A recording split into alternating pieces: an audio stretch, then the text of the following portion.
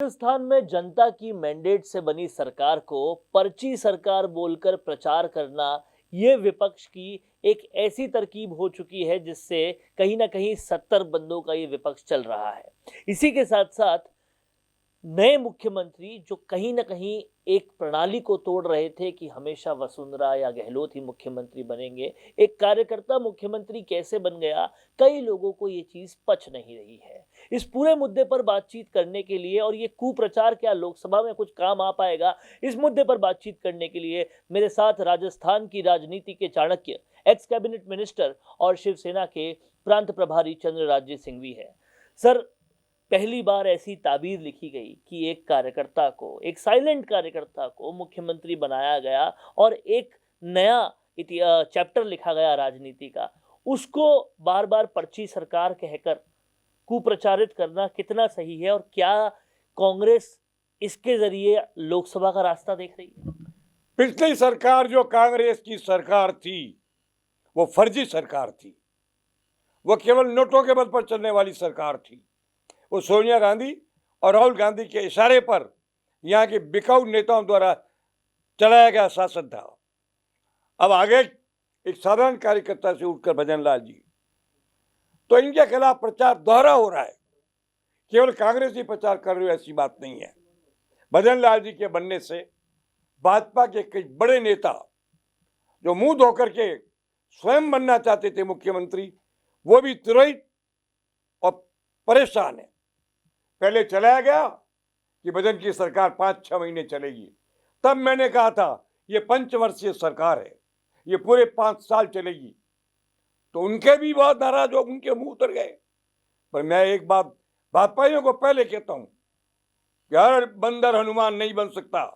हनुमान तो बनता वही बनता है। ऐसे लोग हैं 4-5 बड़े बड़े दिग्गज नेता है।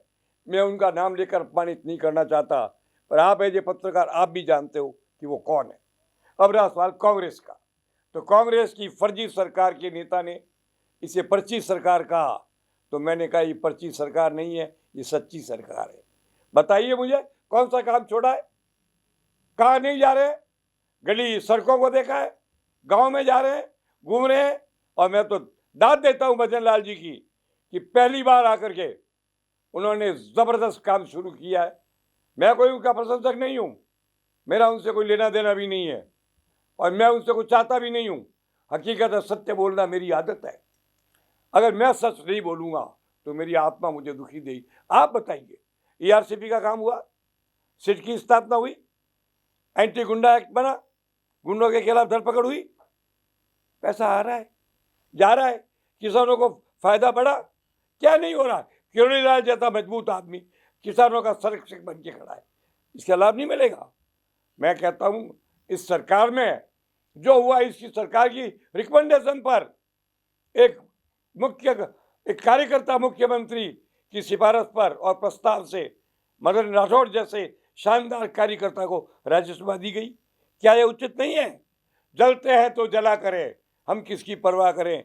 ये मानकर मैं कहता हूं सच्चाई ये है कि सरकार अच्छी है, चल रही है। कांग्रेस के काले कारनामों पर, उस ब्लैक पॉइंट पर सफेदी का रंग लग रहा है। मैं बहुत प्रसन्न हूँ। अब दिया कुमारी जी पर उम्मीद है, किरोड़ी जी पर बहुत बड़ी उम्मीद है जनता को, ये उम्मीद पूरी होगी। और मैं आपसे कहता हूँ, मैं बार बार जब आता हूँ राजनीति में, आज अखबार में एक विज्ञापन पढ़ा, उसमें लिखा है कि भारतीय जनता पार्टी अपने चुनाव के पहले सुझाव चाहती है। मैं भारतीय जनता पार्टी का 25 साल से अंधभक्त की तरह काम करता हूं, मुझे लेना देना नहीं, जाना भी नहीं है पार्टी में।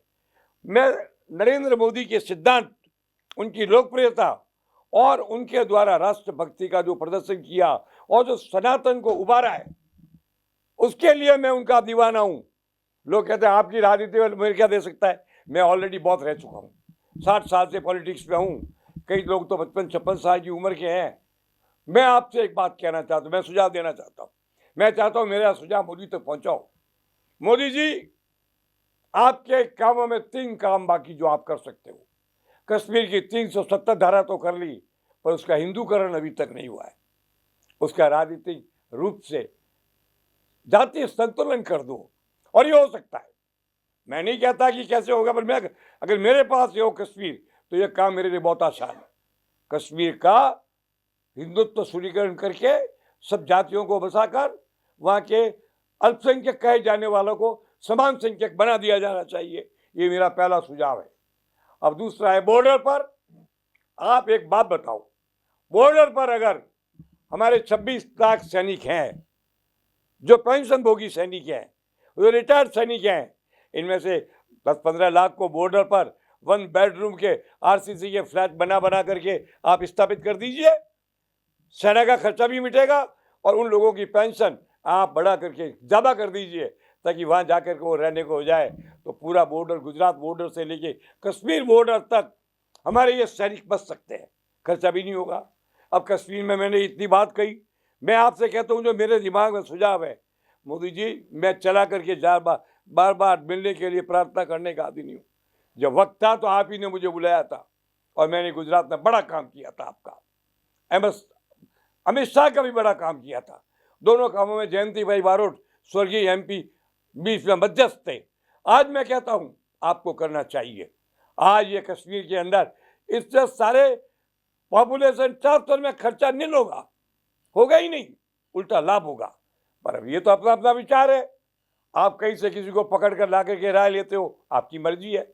आप मर्जी के बादशाह हो, चाहे जिसे बना देते हो। आप एक बात बताइए मुझे, आपके राजस्थान के मंत्रियों को पूछो, जैसे आपने 3 राजस्थान मंत्रियों को गंगानगर में, बीकानेर में कहाँ किया था, खड़ा कर दिया था। बहुत अच्छा सबक था।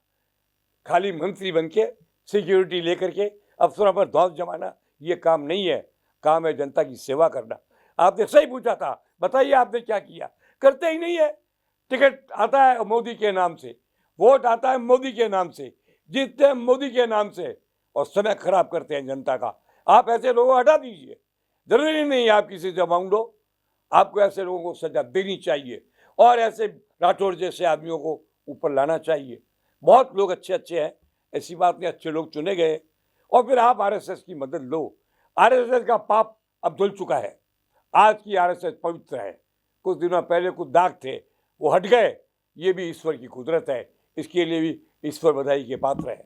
और क्या पूछना चाहते हैं? और कहीं ना कहीं सर एक सवाल और ये भी है कि भाजपा के जो लोग मुख्यमंत्री भजनलाल को पीछे खींचना चाहते हैं या उनके पीछे पड़े हुए हैं, क्या आपको लगता है कि किरोड़ी लाल मीणा और दिया कुमारी एक ढाल बनकर उनको बचा सकते हैं? क्यों नहीं बचाएंगे? उनका कर्तव्य है। जो आदमी लगातार संघर्ष ही संघर्ष करता हो, उसका क्या है? और राजघराने में बैठी हुई दिया कुमारी ने भी राजभोग ही किया ना, अपने घर में भी राजभोग किया है। ऐसे लोग नहीं करेंगे, करने वाले कुछ और है। मैं उनकी चर्चा नहीं करूंगा। काम में कोई पूछेगा तो बता भी दूंगा, मगर वो फेल होंगे और भजनलाल चलता रहेगा। पहले भी भजन, आज भी भजनलाल है, आगे भी भजनलाल रहेगा। और आपसे बता दूं, मैं एक ही बात कहता हूं, आदमी अपने स्वार्थ के लिए जो बात करता है वो गलत होता है। और मेरी तो आप आदत जानते हो, मेरे गले में जो बैद लगा वो भी आपने देखा है। मैं एक आज जबान का पक्का नहीं, उसको मैं किसी कीमत पर आदमी नहीं मानता। और मेरा जहाँ तक सवाल है, मैं सबसे ज़्यादा संतुष्ट और सुखी हूँ। पद चाहिए ही नहीं। मैंने कद की लड़ाई लड़ी है, पद की लड़ी नहीं, और उस लड़ाई में हारा ही नहीं। सबसे लड़ा हूँ और आनंद उठाया है। और जनता ने मेरी सत्यवादिता को पसंद किया है। जनता जिसको प्यार करे वही समझो राज करता है। राज वो नहीं करता है जो कुर्सी पर बैठता है, शपथ ले लेता है, जनिया लग जाए। मैं आपसे एक बात बताऊं, कुछ दिनों बाद बताऊंगा कि किन संकटों से मैं गुजरा हूं। 15 साल मैंने कितना बड़ा विरोध किया था उस सरकार का, जो सरकार बंदर की तरह हर थंबे पर अपने फोटो चिपकाती थी। यहाँ तक कि लोगों के बिकिनी के विज्ञापन में फोटो आ जाते थे, यहाँ तक कि बस के पीछे फोटो चिपकते थे। आज मैं जाता हूँ, वो सारी गंदगी साफ स्वच्छ। मुझे लगता है कि राजस्थान पवित्र हो गया, सरकार पवित्र हो गई और जनता खुश है। कहीं ना कहीं चंद्रराज सिंघवी ने मुख्यमंत्री भजनलाल के खिलाफ एक जो मुहिम चल रही है भाजपा के अंदर और भाजपा के बाहर दोनों पर एनालिसिस किया और साथ ही साथ प्रधानमंत्री मोदी को कुछ और सुझाव भी दिए जो उनको भारत की और बेहतरी के लिए करने चाहिए। कैसा लगा आपको ये वीडियो? कमेंट करके जरूर बताएं। एक सुझाव आ गया, 3 काम कर दो मोदी जी।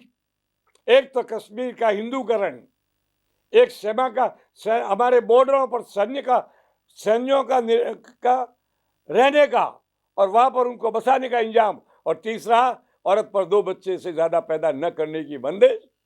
तो आपको घर से बाहर निकलने की जरूरत नहीं है। 400 से ज़्यादा सीटें आएगी, सीटें तो वैसे भी 350 से ज़्यादा आएगी, मगर ये 3 सुझाव कर लो तो आने वाला इतिहास आपको याद रखेगा। 1960 में लोग कहेंगे कि अगर मोदी जी ने ऐसा नहीं किया होता तो यहाँ पर अफगानिस्तान का राज हो गया होता। तो कहीं ना कहीं सुझाव पूरी तरह से अपने दे दिए हैं चंद्रराजीव सिंघवी ने, और कहना है कि ये सुझाव अगर इम्प्लीमेंट हो गए तो इतिहास बन जाएगा। कैमरा पर्सन करण के साथ वरुण बंसाली, राजस्थान संवाद के लिए। अब आपको मिल सकती है लाइव चैनल में काम करते हुए पत्रकारिता की डिग्री। यूजीसी अप्रूव्ड यूनिवर्सिटी से मिलने वाली इस डिग्री के साथ आपको मिलेगा लाइव चैनल पर रिपोर्टिंग, एंकरिंग और प्रोडक्शन का काम करने का मौका। काम करने के साथ सीखना और 70% प्रैक्टिकल और 30% थ्योरी के पैटर्न से सिखाते हुए आपको एक पूरा कोर्स करवाया जाएगा। यही नहीं, यहाँ आपको इंडस्ट्री के हिसाब से ट्रेन करने के लिए आज तक जी न्यूज और कई चैनलों में काम करने वाले लोग लेक्चर्स देंगे। साथ ही परमानेंट फैकल्टीज भी इन चैनल्स और अखबारों में लंबा एक्सपीरियंस ले चुके लोग भी होंगे। इसके साथ ही टीवी, न्यूज़पेपर जैसे ट्रेडिशनल मीडिया की लाइव प्रैक्टिकल ट्रेनिंग के अलावा आपको यहाँ पर डिजिटल मीडिया और डिजिटल मार्केटिंग भी इंडस्ट्री नीड्स के हिसाब से सिखाई जाएगी। तो केवल रटना लिखना नहीं, बल्कि इंडस्ट्री जैसा टैलेंट चाहती है, उसकी प्रैक्टिकल एजुकेशन के साथ कीजिए मास कम्युनिकेशन और जर्नलिस्ट या मल्टीमीडिया एंड एनिमेशन की BVOC डिग्री।